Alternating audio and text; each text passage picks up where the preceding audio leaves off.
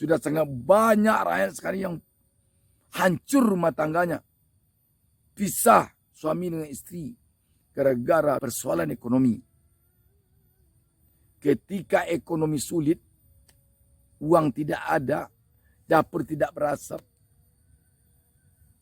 tensi naik. Tensi naik. Begitu suami bicara sedikit, istri langsung meledak marah. Begitu istri bicara sedikit, suami langsung meledak marah. Marah yang tidak terkendali membuat terjadi perceraian.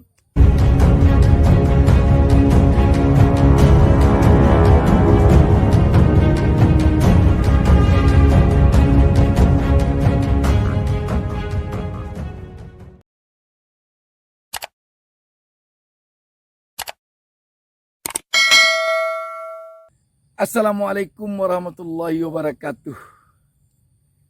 Senang sekali kita bisa jumpa kembali di channel YouTube Ustaz Minarda ini.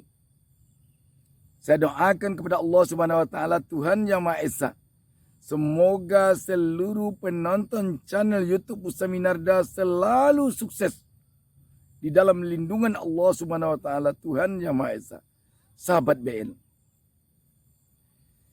jika kita perhatikan di mana-mana rakyat kita sekarang semakin bersemangat untuk memperjuangkan hidupnya, melakukan berbagai usaha mulai dari yang paling kecil sampai usaha yang paling besar.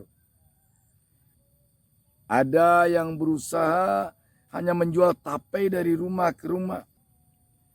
Ada yang melakukan usaha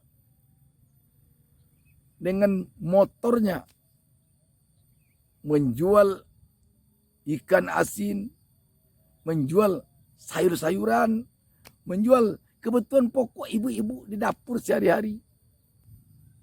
Ada yang berjualan di tempat-tempat objek wisata. Dan berbagai macam lainnya. Apa artinya ini?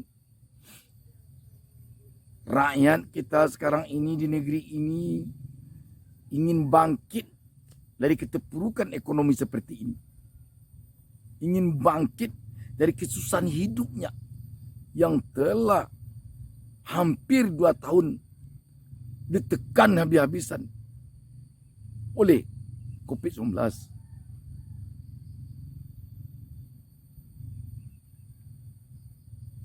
Kita tahu akibat COVID-19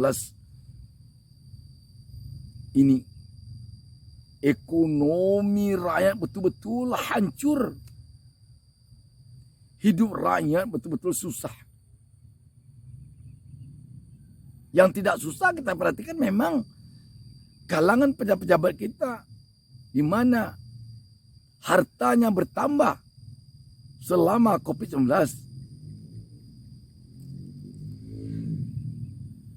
Yang sebelum COVID datang dia mungkin belum terlalu kaya, tetapi setelah COVID datang ternyata dia tambah kaya.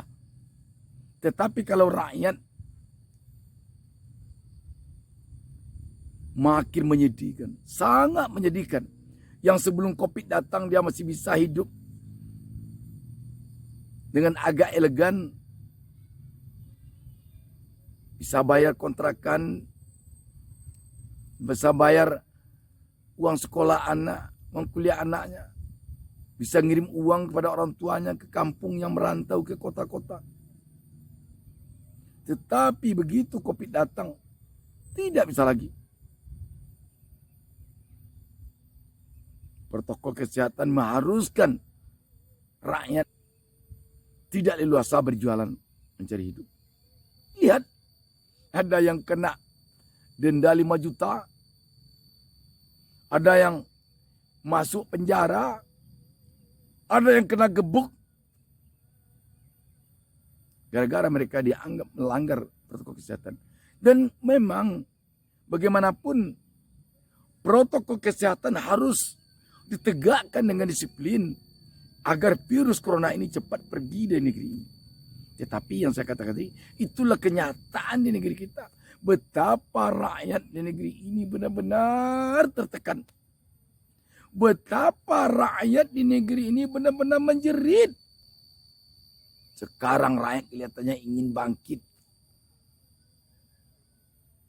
Namun di sini tentu kita harapkan pemerintah kita, penguasa kita, pemimpin kita agar bisa memfasilitasi rakyat ini.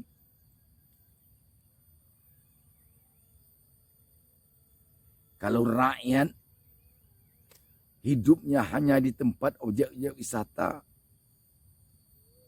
tentu fasilitas pariwisata ini, bagaimana agar ramai pariwisata ini tanpa menyampingkan protokol kesehatan, pemerintah lah yang mengatur, penguasa lah yang mengatur, pemimpinnya lah yang mengatur.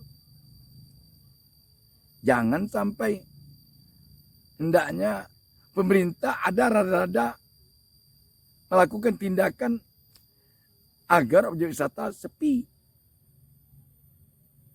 Contoh, orang untuk pergi ke objek wisata itu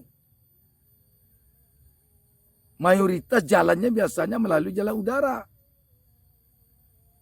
Ketika persyaratan untuk menaiki pesawat benar-benar ribet, gimana orang pergi ke objek wisata?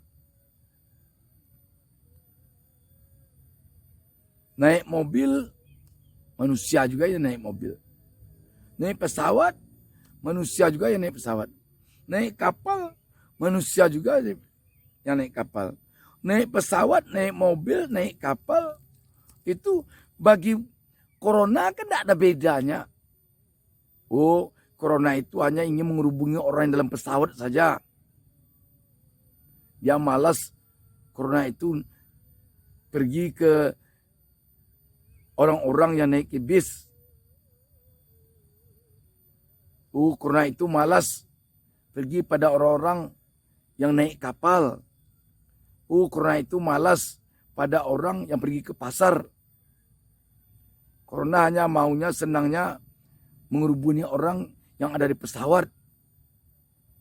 Mengejar-kejar orang yang ada dalam rumah ibadah seperti masjid, musala.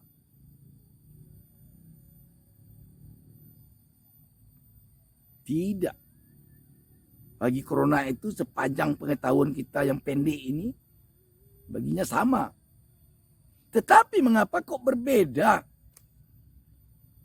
Sangat jauh persyaratan naik pesawat dalam hal ketentuan protokol kesehatan dibandingkan dengan persyaratan pergi ke pasar, persyaratan naik bis, naik mobil, persyaratan naik kapal laut, persyaratan naik kereta api,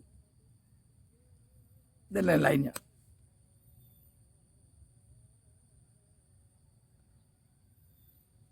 Ini mungkin yang perlu bagi rakyat agar mereka bisa hidup kembali, bangkit sedikit demi sedikit.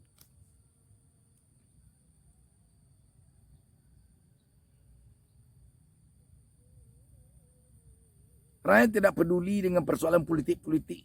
Rakyat yang peduli sekarang ini bagaimana dia bisa hidup, bagaimana dia bisa sehat. Sebab dampak dari kehidupan sulit ini sangat berbahaya kepada rakyat. Terutama rakyat kecil. Sudah sangat banyak rakyat sekarang yang hancur rumah tangganya. Pisah suami dengan istri gara-gara persoalan ekonomi. Ketika ekonomi sulit, uang tidak ada, dapur tidak berasap, tensi naik. Tensi naik. Begitu suami bicara sedikit, istri langsung meledak marah.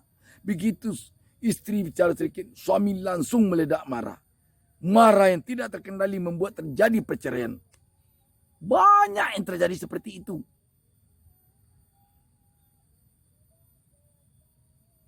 Anak-anak yang kena pukul tidak ada pada tempatnya. Banyak terjadi sekarang. Korban anak-anak kecil kena pukul oleh orang tuanya. Kenapa? Karena emosi tidak terkendali, hidup susah ketika anak rewel. Jadi artinya apa? Sudah banyak sekali pengorbanan rakyat akibat dampak dari COVID-19 yang membuat ekonomi hambruk ini.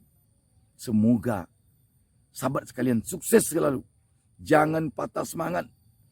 Jangan patah semangat. Jangan patah semangat. Yakinlah bahwa kita akan lebih baik lagi dari sekarang. Yang penting kita berusaha keras. Jangan lihat hambatan di depan. Tapi lihatlah peluang yang ada di depan. Jangan kenal putus asa. Tapi kenallah di sana kebahagiaan sedang menunggu. Yuk kerja keras. Yuk berusaha keras. Yuk berdoa. Jauhi putus asa. Semangat terus. Semangat terus. Semangat terus. Yakinlah bahwa tidak ada yang akan merubah nasib kita selain dari kita. Malah dalam agama Islam dikatakan Allah tidak akan merubah nasib seseorang atau suatu kaum kalau dia tidak ada niat, tidak ada usaha untuk merubah nasibnya. Untuk itu mari kita rubah nasib kita dengan cara bekerja keras, dengan cara berusaha keras, dengan apa saja kemampuan kita. Dan jangan sekali-kali kita sibuk melihat orang lain, tetapi lihat diri kita, kerja keras. Demikian banyak maaf. Wassalamualaikum warahmatullahi wabarakatuh. Jangan lupa subscribe. Jangan lupa subscribe. Jangan lupa subscribe.